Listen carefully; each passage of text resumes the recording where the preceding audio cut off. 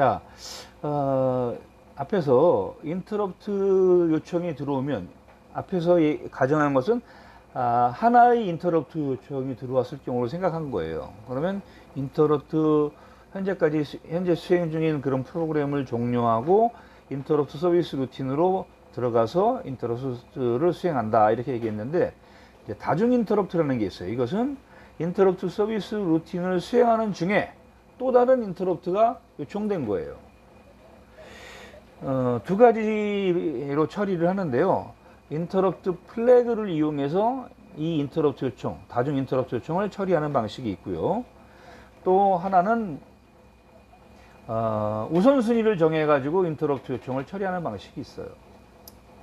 자, 다중 인터럽트라는, 그러니까 인터럽트 플래그를 이용해서 이런 인터럽트 요청을 처리하는 방식을 살펴보면, 우선 CPU가 인터럽트 요청을 처리하는 도중에 새로운 인터럽트 요청이 발생을 했어요. 그런데 이렇게 발생해도 이 인터럽트 요청을 받아들이지 않고 수행하지 않도록 하는 방식이에요.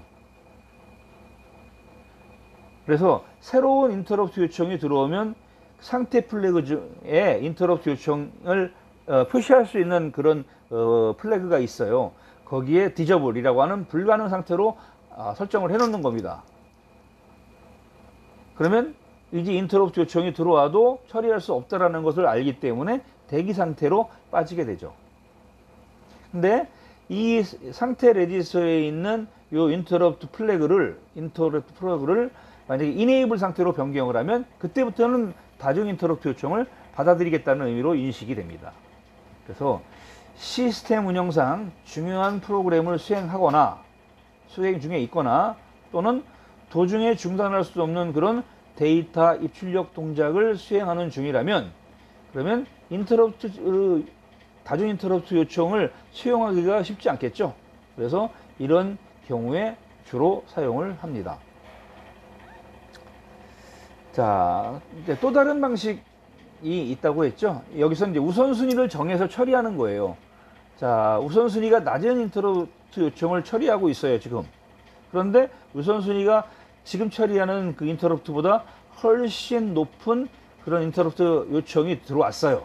그러면 현재 진행하고 있는 낮은 순위의 인터럽트 요청을 중단하고, 나중에 들어왔어도 높은 우선순위의 그런 인터럽트를 먼저 처리하도록 하는 방식을 우리가 우선순위, 즉 프라이어리티를 활용한 그런 인터럽트 처리 방식이라고, 다중 인터럽트 처리 방식이라고 이렇게 여러분들 이해하시면 되겠습니다.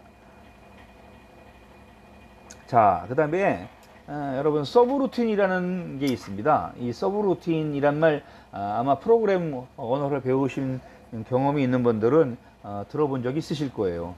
이것은 반복되어 사용되는 것을 메모리에 한꺼번에 적재해서 여러 번 사용할 수 있도록 하는 방식이죠.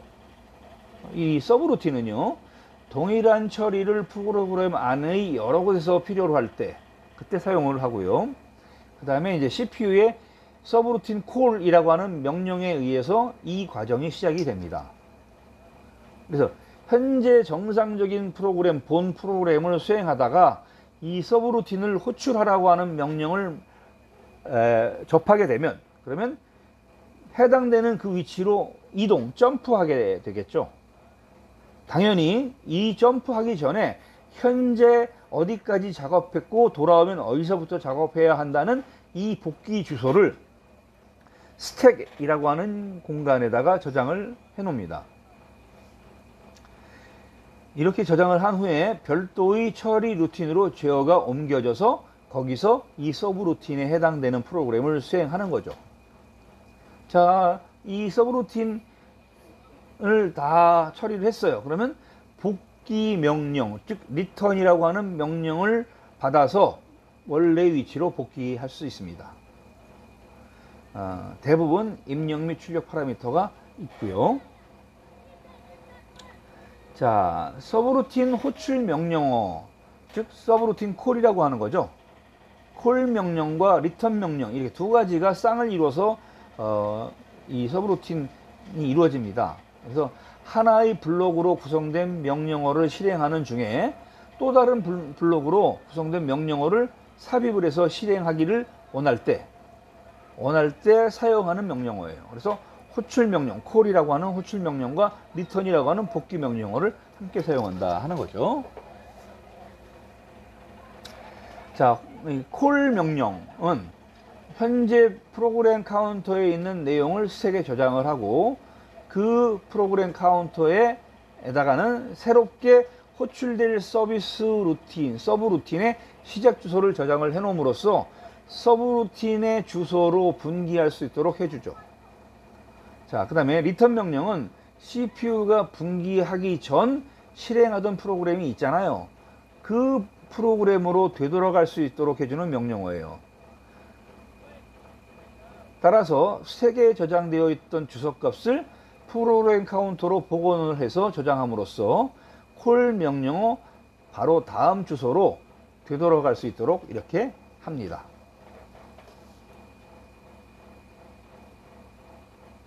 자, 이와 같은 서브루틴 콜과 리턴 과정을 그림으로 나타냈어요. 우리가 지금 메인 프로그램이 있고요. 서브루틴이 두 개가 있어요. 1, 2. 두 개가 있습니다. 자, 메인 프로그램을 실행하다가 149번지에 있는 명령까지 잘 실행을 했어요. 그리고 이제 프로그램 카운터가 150을 가리키고 있어요. 그런데 149번까지 잘 하고 이제 150번 명령을 인출해서 보니까 서브루틴 1번 서브루틴 함수를 프로그램을 호출하는 명령이에요. 그러면 다음에 실행해야 할 명령은 151번지잖아요. 이게 프로그램 카운터 안에 저장돼 있겠죠. 그런데 이것은 이 값은 복귀 주소로 스택에다가 저장을 해놓고 그래서 151번이 여기 이렇게 실려요. 자, 그 다음에 스택에 있던 서브루틴 주소인 250번지를 200번지 값이 옮겨집니다. 프로그램 카운터로 옮겨져요. 그리고 나서 200번부터 쭉 실행을 해왔어요. 하다가 250번을 가니까 두 번째 서브루틴을 호출하는 명령이 만났어요. 그러면 어떻게 돼요? 자, 다음에는 251번부터 실행하면 된다라는 것을 다시 스택에다가 저장을 해 놓습니다. 저장을 해 놓고 그 다음에 시스템 제어는 어디로 가요? 두 번째 서브루틴 프로그램으로 분기하겠죠. 그래서 글로 가서 이제 프로그램을 실행을 합니다. 실행을 하고 리턴 명령을 만났어요. 그러면 끝났으니까 어디로 가요? 아까 스택에 있었던 251번 주소를 꺼내서 쭉 실행을 하다가 다시 270번 명령에서 다시 두 번째 서브루틴으로 분기하는 명령을 받았어요. 그러면 거기 가서 또 쭉 명령을 실행하다가 종료가 되면 원래대로 돌아와서 처리하다가 또 서브루틴 1에서도 리턴이라는 명령을 만나면 이제 원래의 메인 프로그램으로 돌아가기 위해서 스택에 저장되어 있는 151번이라는 주소를 프로그램 카운트에다 옮겨 놓게 됩니다. 이런 과정이 계속 실행되는 거예요.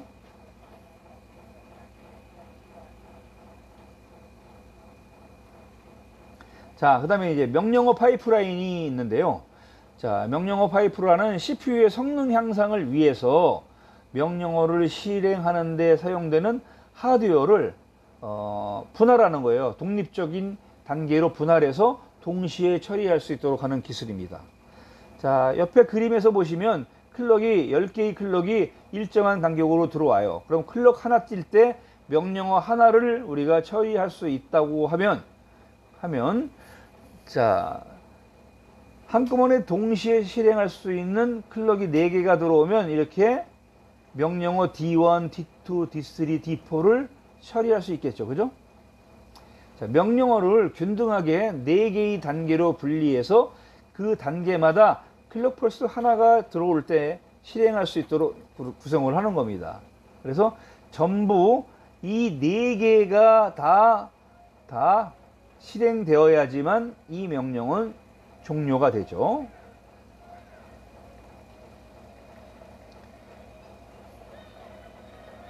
자, 파이프라인에 의한 전체 명령어의 실행 시간을 한번 살펴보도록 하죠. 자, 우리가 파이프라인 단계수를 K개 뒀어요. 앞에 그림에서는 몇 개를 뒀어요? 단계가 한 4단계였죠. 자, 4단계였고 전체 실행될 명령어의 수는 N개예요. 앞에서는 몇 개였어요? 앞에서는 7개였습니다.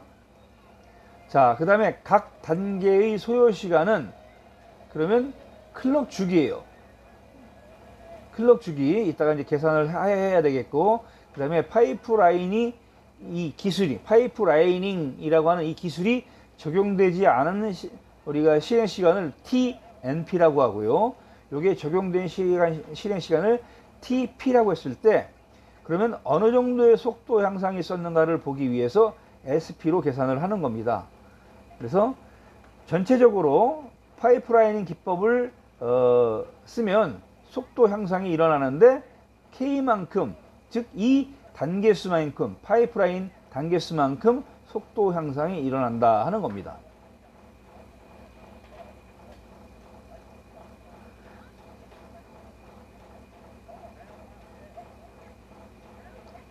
자, 이런 앞에서 얘기한 것 같은 4단계, K가 4이죠. 4단계의 명령어 파이프라인을 구성한다 라고 예시를 했었는데요. 이럴 때 각 단계의 실행 시간은 동일해야 합니다. 그리고 분할된 단계의 가장 많이 소요되는 시간과 동일하게 설정되어야 해요. 이 경우 비효율적이라는 것을 우리가 알 수가 있죠. 자, D1 단계에서는 명령어를 인출하고요. D2 단계에서는 명령어를 해독하고요. D3 단계에서는 오퍼랜드를 인출하고요. 이제 끝으로 D4 단계에서 실행을 하게 되는데 이 단계에 대한 세부적인 설명은 여러분 표에 나타나는 바와 마찬가지입니다.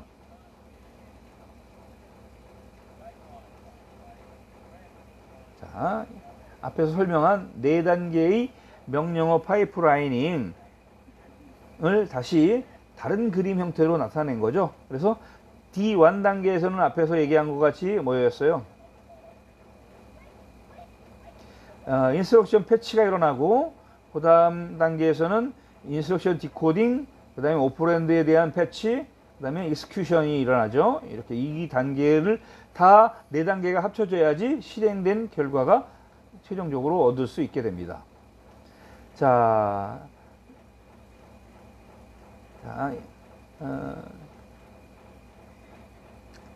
명령어 파이프라인 실행 장애에 대해서 살펴보도록 하겠는데요. 실행 장애가 3가지 장애가 생길 수가 있어요. 구조적 장애와 그 다음에 데이터 장애, 그리고 제어 장애, 이 3가지가 생길 수 있습니다. 여러분들은 이 3가지 장애에 대해서 요점 정리를 하시고 그 다음에 숙지하시고 이렇게 평가에 반영될 수 있다는 것을 이해하시고 학습을 계속해 주시기 바랍니다. 이상으로 6주차 강의를 마치도록 하겠습니다.